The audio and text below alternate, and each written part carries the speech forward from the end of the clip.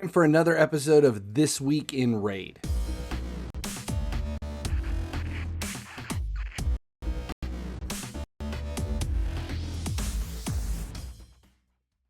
What's up, guys? Finally, he sleeps here, back again with another episode of This Week in Raid. This is part one of my weekly video updates for this and FC Mobile, the other game I play here on YouTube. We've got a lot to talk about. There's a new promo code out. We have the leaks for the new Fusion. The Fusion warm-up event has already started.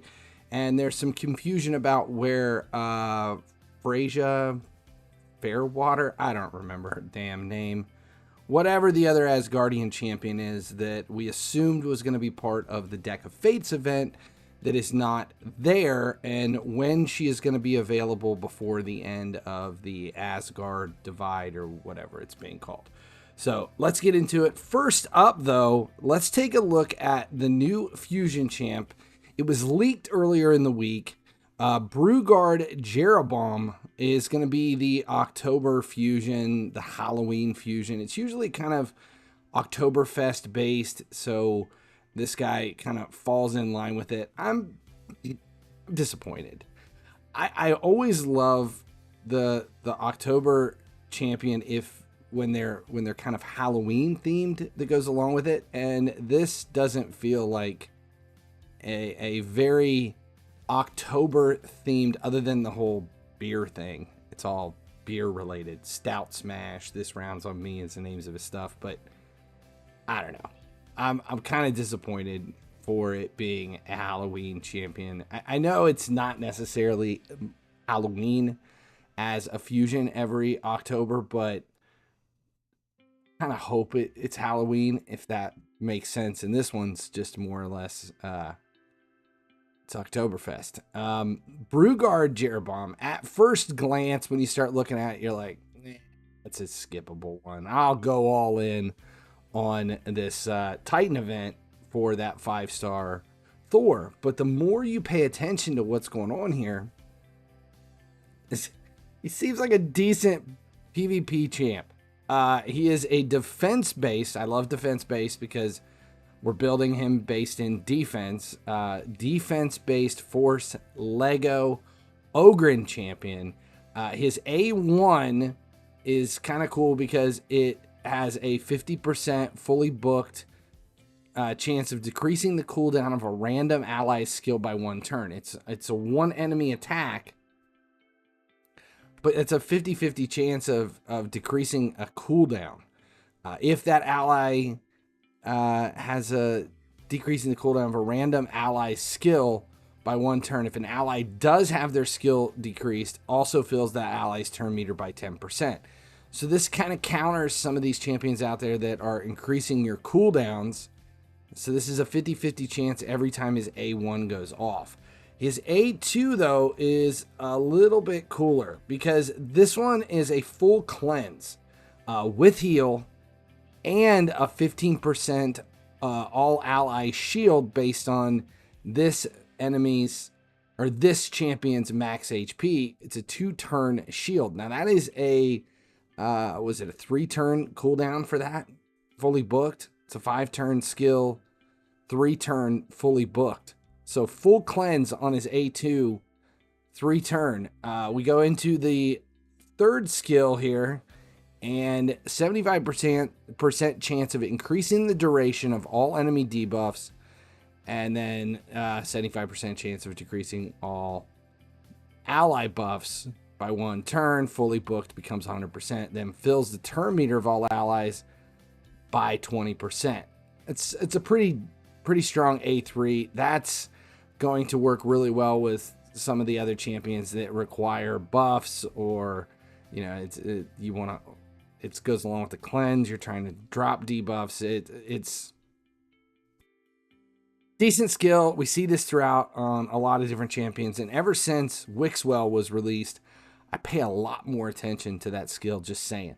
The passive, again, a little bit going on here. A turn meter reduction effect used against this champion are decreased by 50%. Now, this is the one that makes him a player versus player champion. He fills the champion's turn meter by 20% whenever a crowd control debuff is placed on an ally. If there are multiple champions on this team with the skill, this effect will only activate once. So in arena, everyone has Armands. Armands, boom, lays down stun. If this guy is in Stone Skin or has enough resistance, it's immediately going to increase his turn meter control by 20% for every one of those. So if he's got 3 allies, that's a 60% turn meter bump for those stuns that get laid down.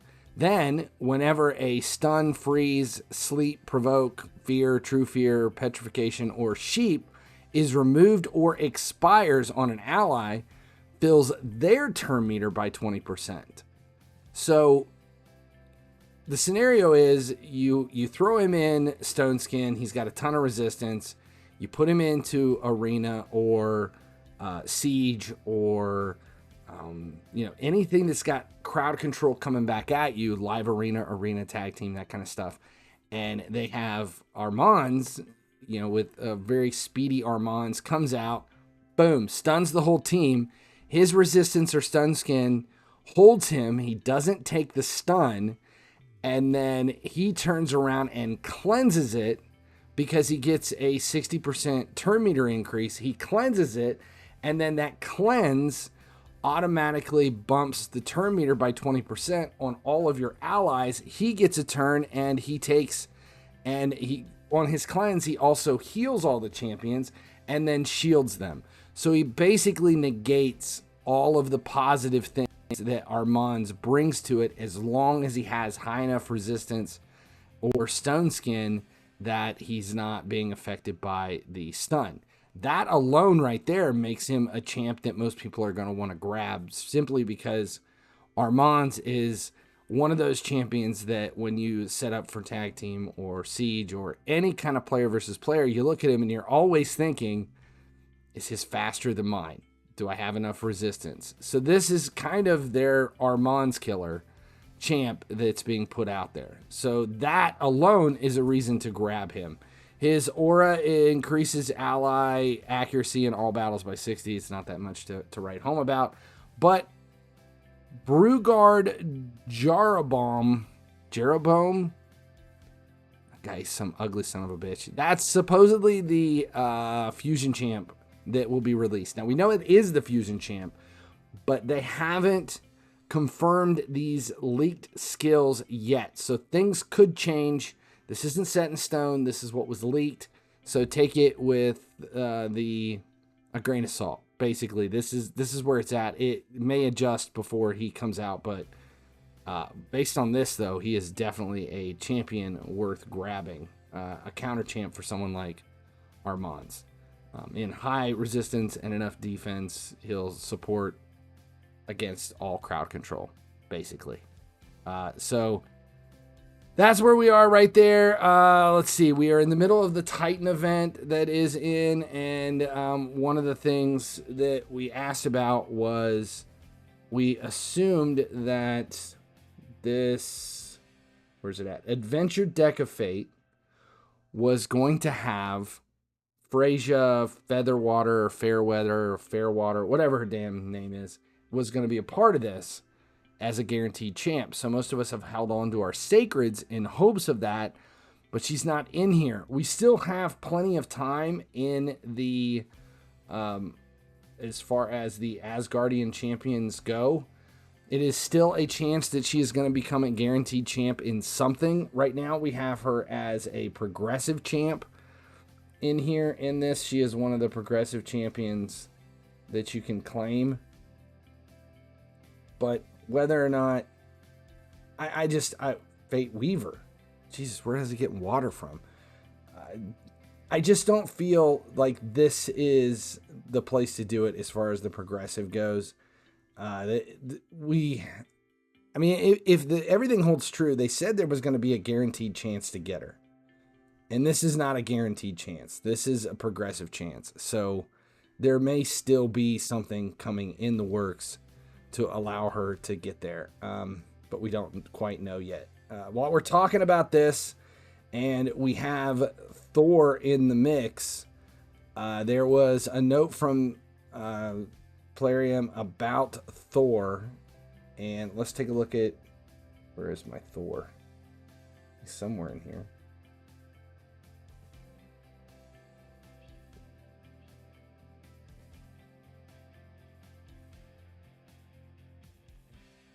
Okay, so his A2 attacks all enemies.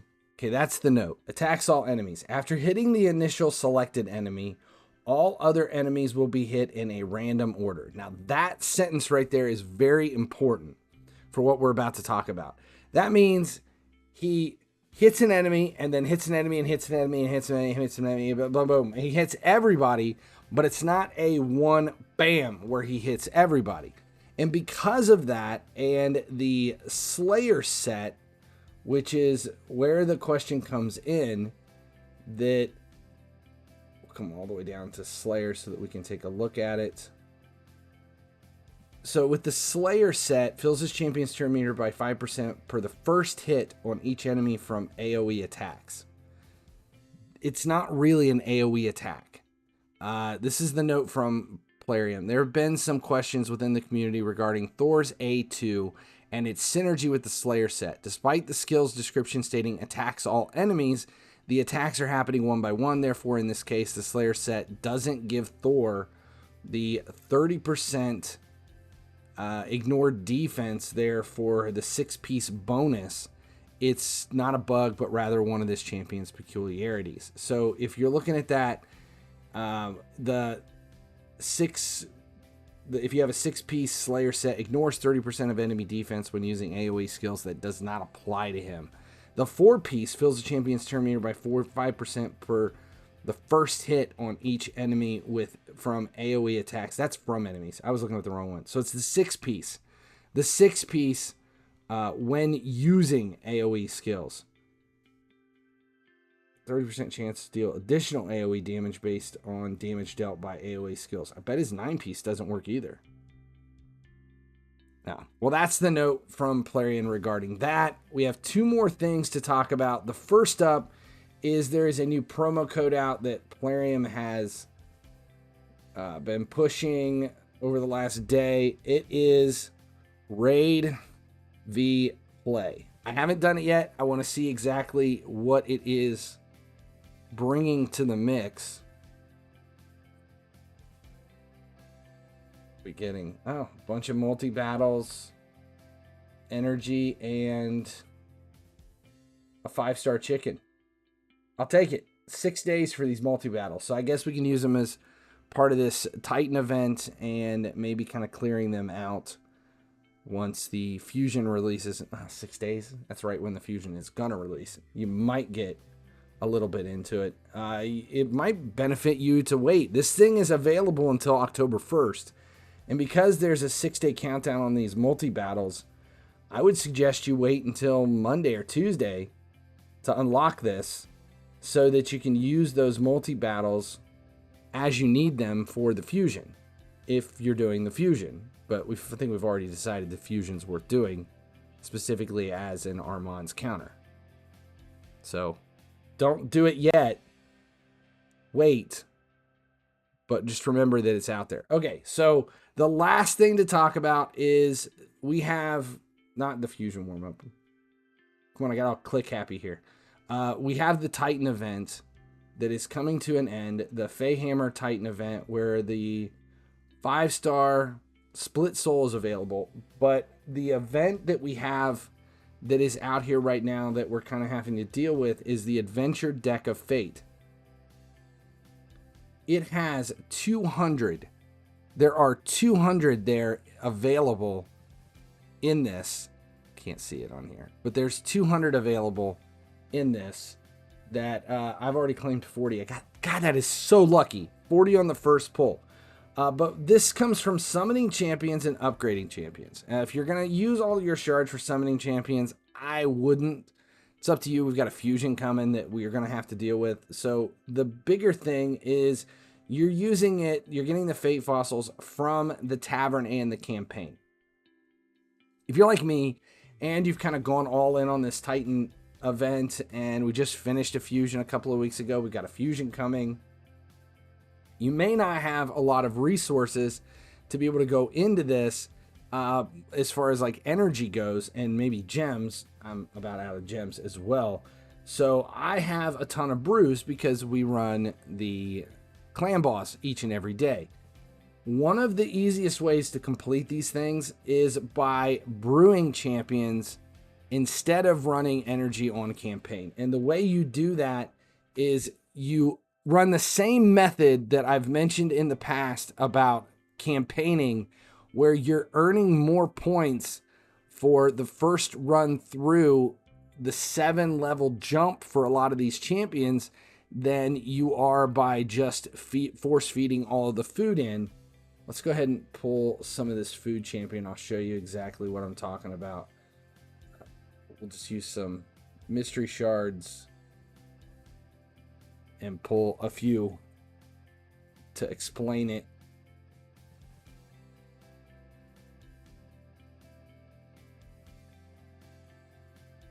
All right, so the deal is, if you're using campaign and you're using energy, everybody that's food, you're going to want to run through campaign at 12-6 on brutal one time for all of the champions to take them to level 6, 7, wherever you're at based on your level, to get the points out of those per one round of campaign. It does give a ton of points. Now, this is what you're doing for food. If you're using them for brews, if you're doing the brew method for this, you're going to go into upgrade level. We'll switch it over here for a 10. I've got a couple here, but it takes 1 brew and 3 champs to reach level 10.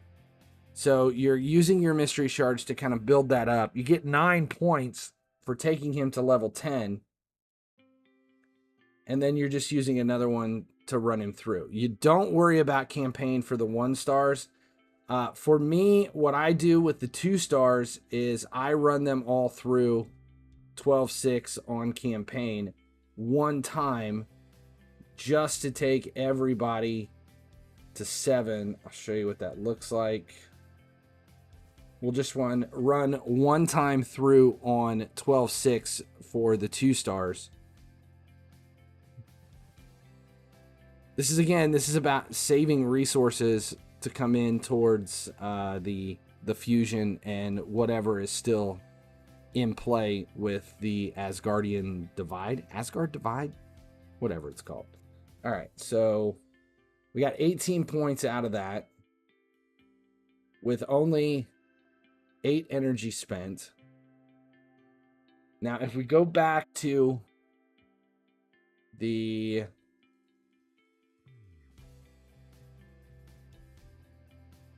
tavern,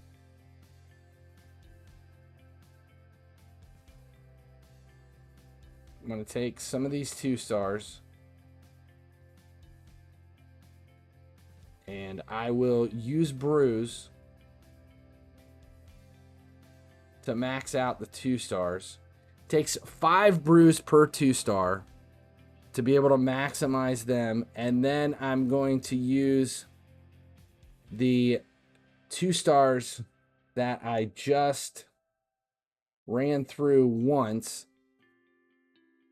at 7 now to max them up, take them to 3 star. Now, the 3 stars and above, I won't waste my energy using them through. The only time I use the energy is, for me, the only time I use the energy is for 2 stars, just to gather those points for those 1 bump through, because it doesn't make sense for me to use those brews on there. It's like, it's just my own compromise for where it is.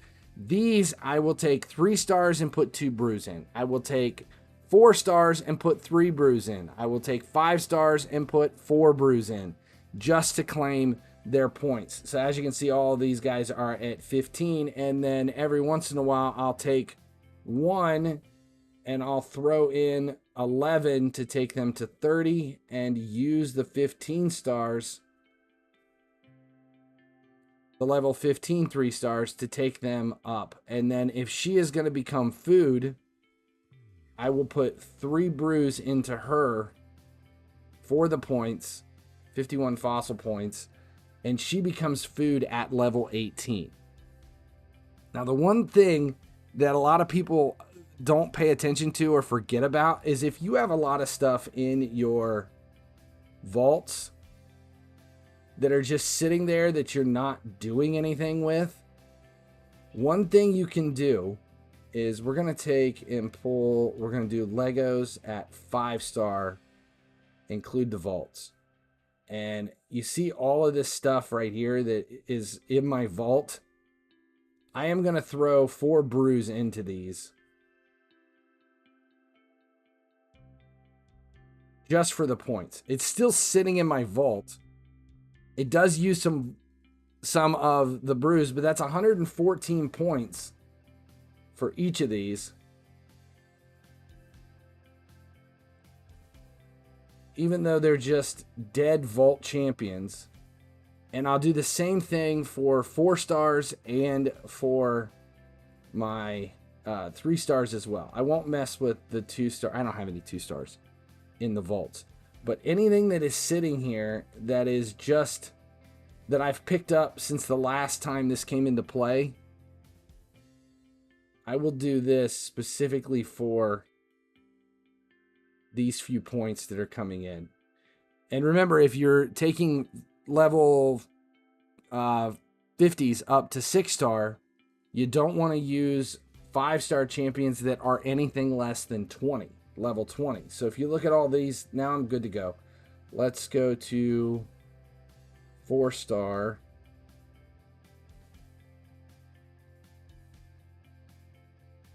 Do epic 4 stars.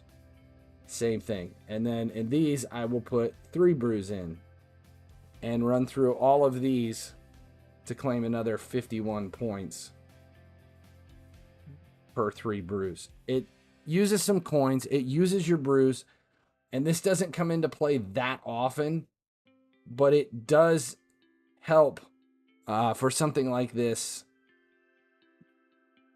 Deck of Fates. It's boring and it takes forever, but this is what it's going to do for you. Let's see. Do we have a chance to open another one? Feel like it. Yeah, 2,000. We can open 2 more. And remember, there's only 200 of these. I've got 40, so there's 160 up for grabs. All right, this is the new pin thing. Do we want to pin the rarity? If you pin this rarity and then flip a common or rare card, your streak will be reset. Won't be reset. Yeah, we're going to pin.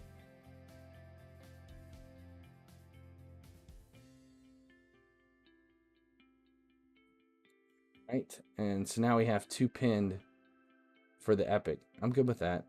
We'll leave it right there. All right, that's it. That is everything I've got for this weekend raid.